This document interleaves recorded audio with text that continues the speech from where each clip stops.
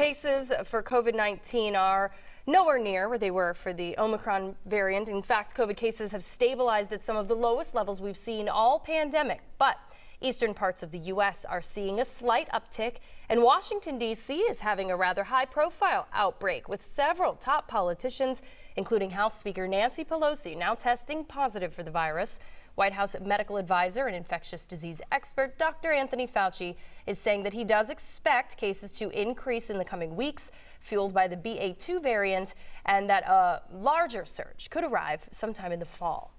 Now, federal funding for free COVID testing and even free COVID treatment for the uninsured has ended. And that is raising concerns about people suffering or spreading the disease. Our consumer reporter Heather Sullivan is live tonight with some smart sense on where you can still find testing and treatment. Yeah, that's right. So a bipartisan agreement to infuse $10 billion into COVID relief has stalled in Congress. Meantime, federal funding for free COVID testing and other programs is running out.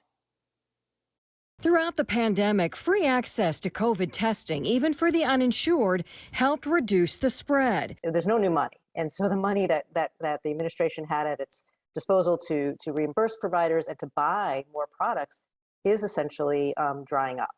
Many uninsured households may not be able to pay $100 to several $100s for a COVID test. That's raising concerns about the virus spreading, as the CDC reports daily new cases increased nearly 5% this week, and Shanghai has re-entered a lockdown. Who don't have insurance, who are lower income, people of color, who faced historical barriers in accessing health care and other services, have just also faced disparities with COVID. We continue to be concerned for those people who remain unvaccinated. We know that the vaccine saves lives, and also it can prevent from severe illness. Federal funding for vaccines will continue, but the federal government will no longer pay to administer the shots. Federal reimbursements to hospitals and clinics for treating uninsured patients have stopped. And that means that for not just for everybody, we are potentially running up into a situation where you might need a treatment and can't get it.